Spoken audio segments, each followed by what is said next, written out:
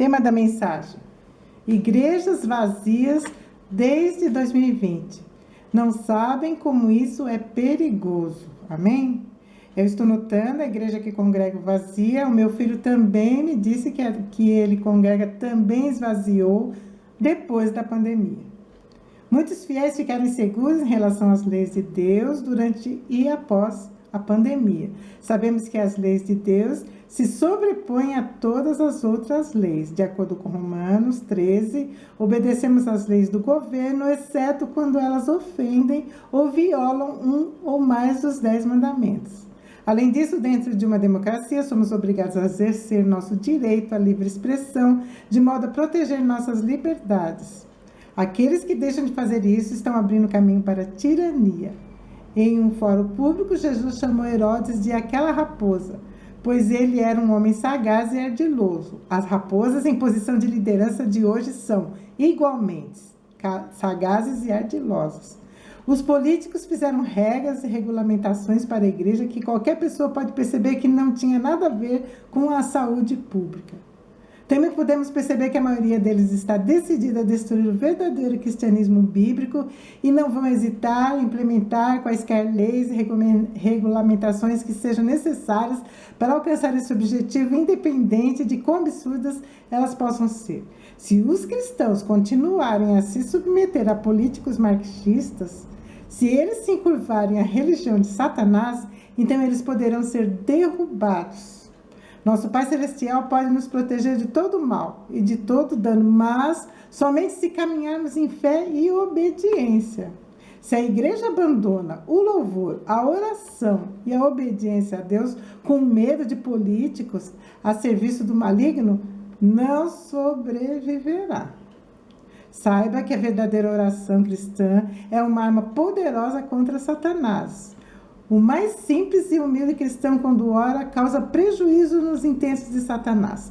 Não necessitamos de técnicas para orar, simplesmente devemos ir diante de Deus e fazer nossos pedidos. Oro e canto louvores em meu lar e já pude perceber que são duas armas poderosas contra quaisquer demônios que se atrevem a se aproximar. Houve uma época que eu pensei, como muitos pensam, que não seria necessário congregar com os irmãos em Cristo. Naquela época, eu reparava muito nas falhas dos pastores e irmãos, muito com relação à falta de conhecimento bíblico deles. Então, eu pensei que seria melhor fazer apenas um culto doméstico em casa, e louvar e orar. Porém, como Deus me deu o dom de revelação, eu pude notar a entrada e saída de demônios intensamente em meu lar. Foi horrível. Voltei logo a congregar. Os irmãos não sabem como isso é importante para a igreja de Cristo. Nossas duas armas, oração e louvor, são poderosas quando usadas por nós individualmente, mas mais poderosas ainda são quando usadas em conjunto. Esse poder é possivelmente mais evidente quando nós nos reunimos e adoramos em uníssono como testemunhas visíveis de Cristo. O maligno sabe que a adoração cristã é perigosa e que ela representa um grande obstáculo para o seu regime. Com a pandemia e pós-pandemia, as congregações esvaziaram. Os crentes encontraram modos alternativos para as suas reuniões, ficar diante da tela do computador como uma forma aceitável de adoração. Infelizmente, muitos ficaram satisfeitos com essa substituição sem vida. Não passou pela cabeça deles perguntar se a palavra de Deus apoiava aquilo que eles estavam fazendo? Muito triste ver como a igreja fracassou nos 3 últimos anos. Todos nós pecamos, mas oramos diariamente para termos uma compreensão do nosso pecado e, tendo feito isso, pedimos perdão ao Senhor. O arrependimento está no centro da vida cristã.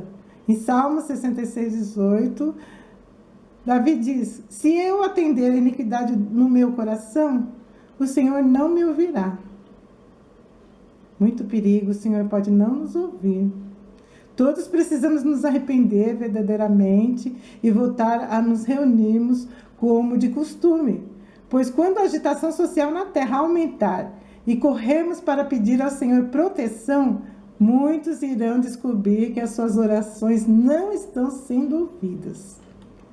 Eu termino com Atos 27, que diz: no primeiro dia da semana, nos reunimos com os irmãos de lá para o partir do pão. Paulo começou a falar ao povo e, como pretendia embarcar no dia seguinte, continuou até a meia-noite. Amém?